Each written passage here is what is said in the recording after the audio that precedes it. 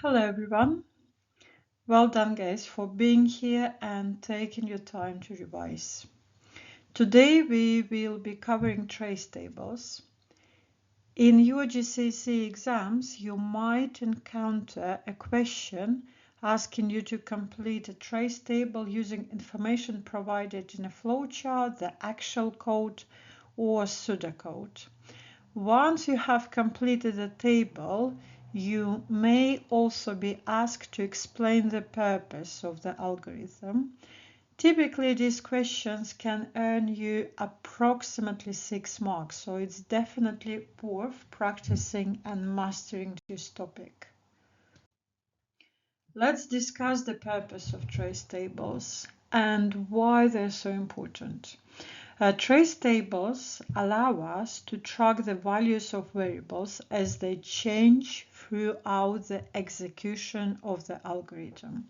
Also, this is incredibly useful for debugging errors, identifying any logic issues, and verifying that the algorithm works as expected.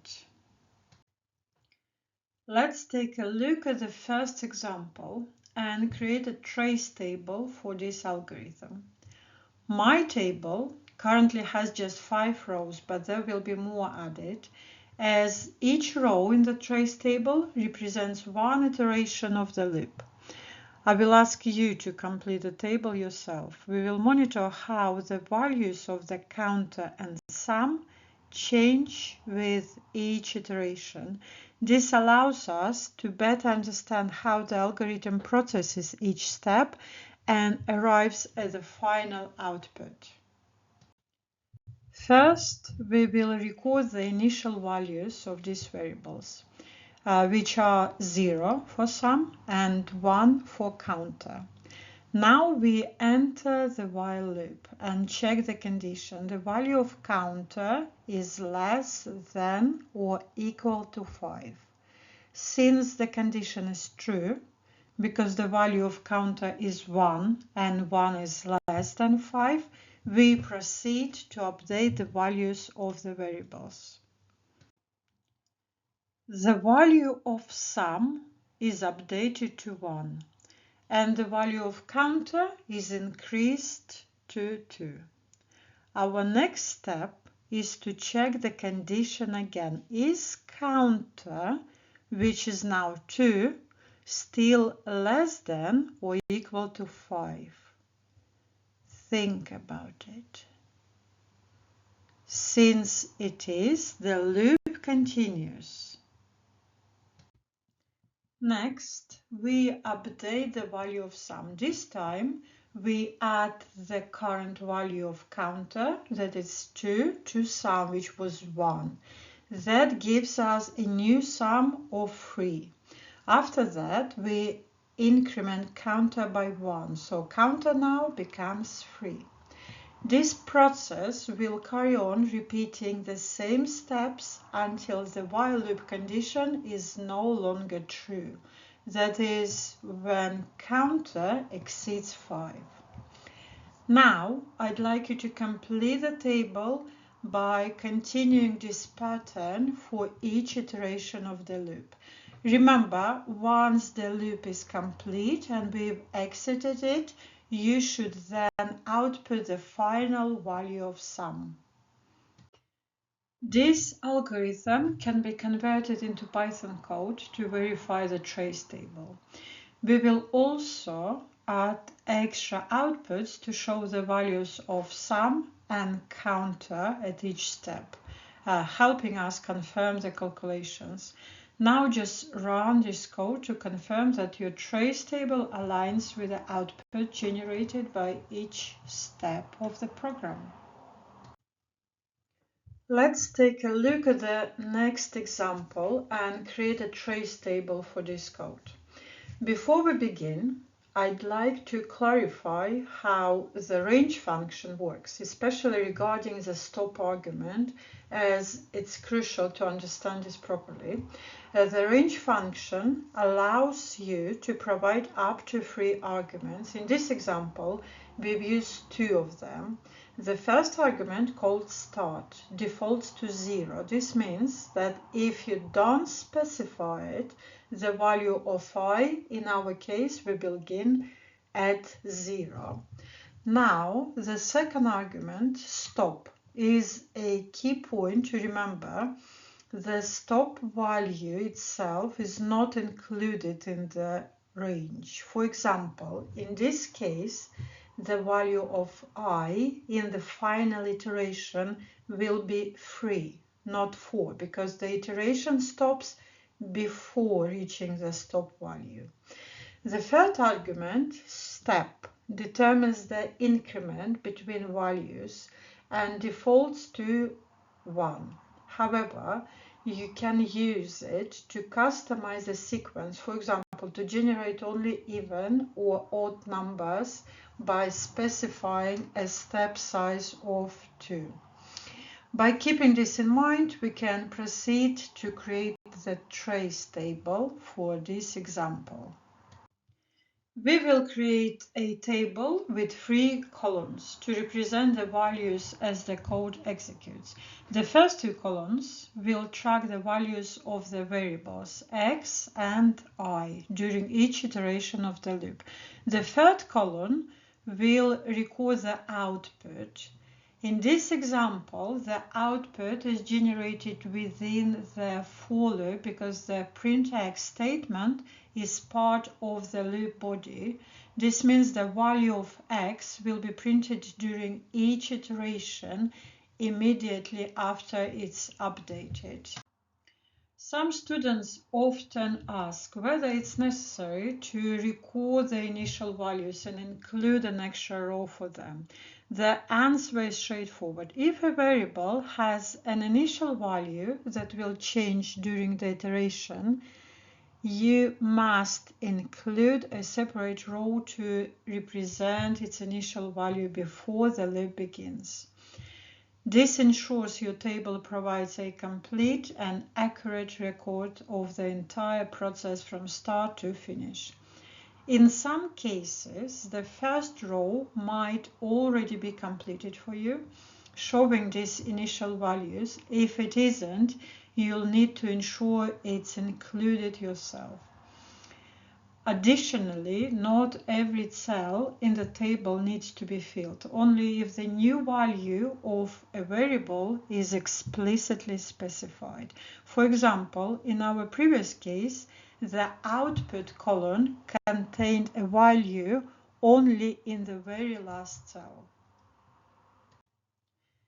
Before the loop begins, we initialize x to 0.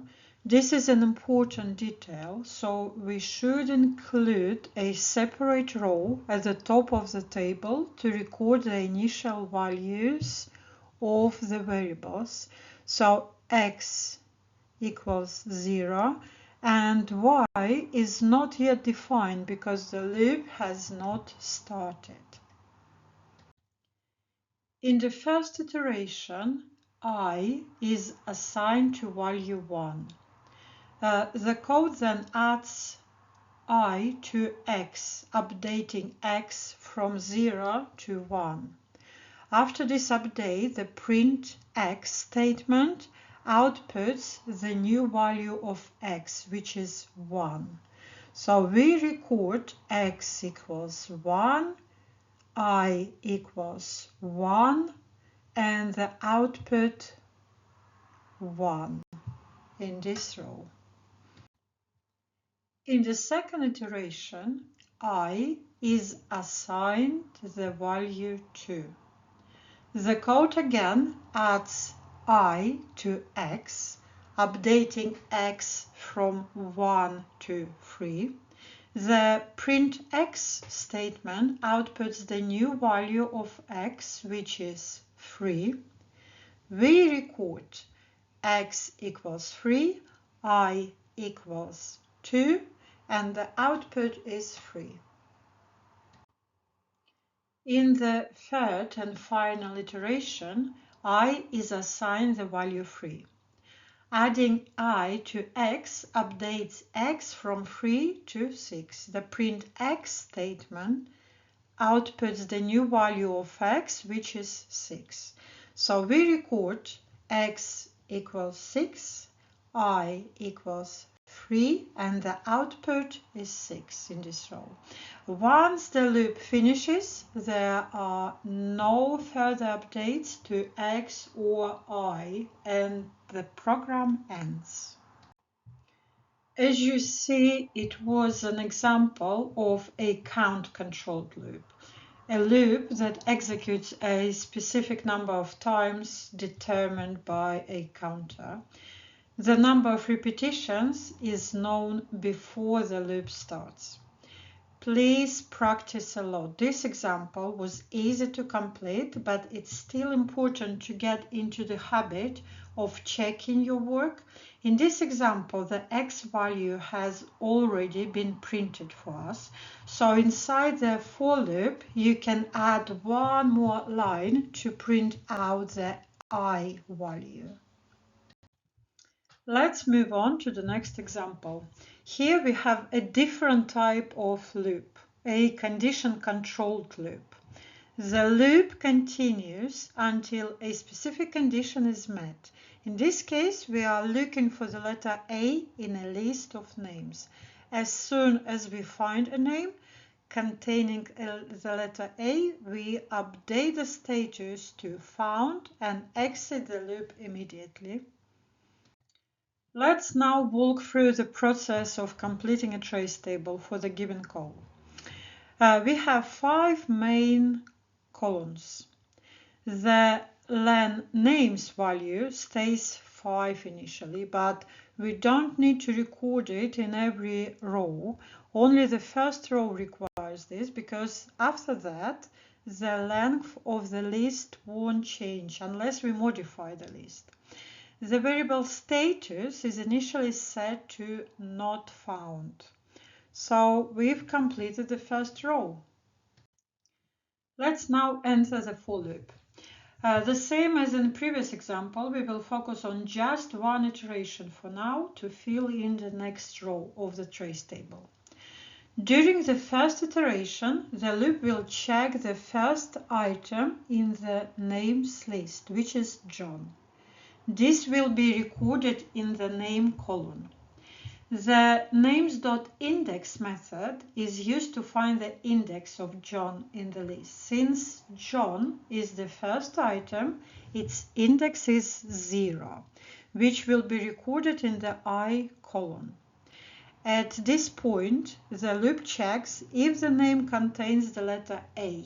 Since John does not contain the letter A, the condition is not met and the status remains as not found. The loop will then proceed to the next iteration without recording the value of the variable status. Now that we completed the first iteration, let's look at the second iteration of the loop. In this case, the loop will now check the second name in the list, which is Alice. This name is recorded in the name column. The names.indexOfName method will return the index of Alice, which is 1, because Alice is at index 1 in the list. This value will be recorded in the I column. Next, the loop checks if the name contains the letter A. Since Alice does contain the letter A, the condition is met. As a result, the status variable is updated to found, and the break statement is executed.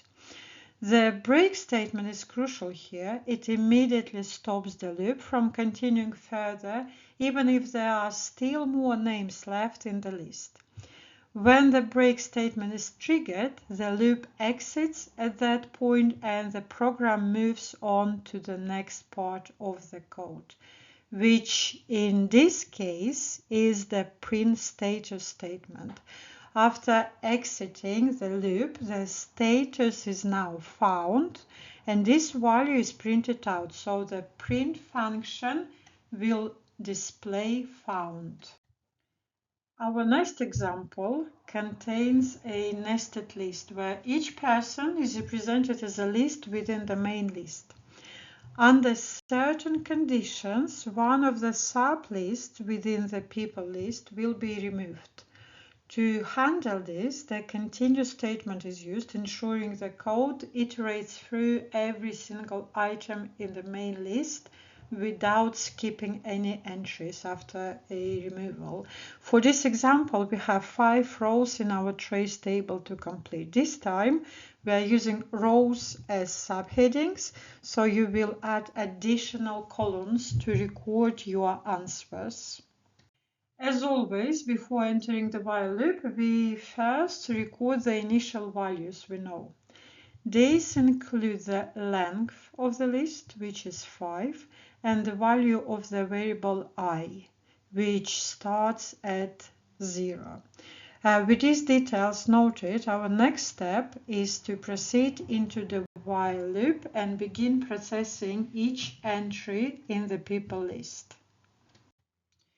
At the beginning of the first iteration, the value of I is 0, meaning we are processing the first person in the people list. The first condition within the loop checks if the hobby of this person, which is the 5th item with index 4, is football. For John, the hobby is reading, so this condition evaluates to false, and we move on to the next condition. The second condition checks whether the person's age, which is the 3rd item with index 2, is less than 18. John's age is 25, so this condition is also false. Since neither condition is met, no action is taken for this iteration. The I variable is then incremented by 1. At the end of the first iteration, no changes are made to the people list, and the length of the list remains 5. Now we can complete the trace table for the first iteration. Let's take one more step together, but this time you will record the details of the trace table on your own as we walk through the rest of the steps. At the start of the second iteration, the value of I is 1, meaning we are now processing the second person in the people list. This person is Alice. First, the program evaluates a condition related to Alice's hobby. Since her hobby does not meet the specified requirement, the program moves to the next condition. The second condition involves Alice's age, which is 17. Because her age meets the requirement for this condition, the associated block of code is executed. A message is printed informing us that Alice is being removed from the list. Following this, the program removes Alice's entry from the list. Since a person has been removed, the length of the list decreases from 5 to 4. The program then executes the continue statement. This causes the loop to skip the usual increment of I and restart with the current value of I.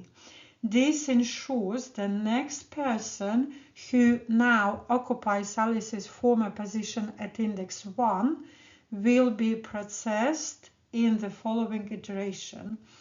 From here, the process continues in the same manner for the rest of the list. Once you completed the table, you can add some extra print statements in the code to check your work. This can show the values of key variables like the current value of I or the name of the person being processed, helping you confirm that your entries are accurate. In the examples we've covered, we explored some important corner cases. Specifically, we looked at situations where you're not simply iterating through every item in a list from start to finish. These cases included using the continue statement, causes the loop to skip the remaining lines of code in the current iteration and proceed directly to the next iteration, and the break statement to exit the loop early. Both of these can significantly change how the trace table is completed, so it's crucial to understand them. Now that we've covered these special cases, let's move on to our next example and see how trace tables work in another context. In this flowchart, we will be working with 3 columns, num1, num2, and output. It's important to know that when questions involve inputs, these values are usually provided for you. Let's walk through completing the first row of the trace table for this flowchart together. The algorithm asks the user to input 2 numbers and then informs the user which number is greater or if the 2 numbers are equal. For this example, let's assume the user enters num1 equals 5 and num2 equals 7.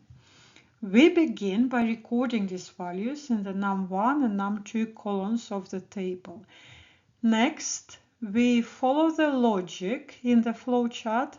The algorithm compares the 2 numbers. Since 5 is less than 7, the flowchart directs us to the branch that indicates num2 is greater. Therefore, the output will be the message num2 is greater. We then write this result in the output column for the first row. Now it's your turn. Using the same method, complete the rest of the table with your own inputs. Try using different values for num1 and num2, such as when one number is greater than the other or when both numbers are equal.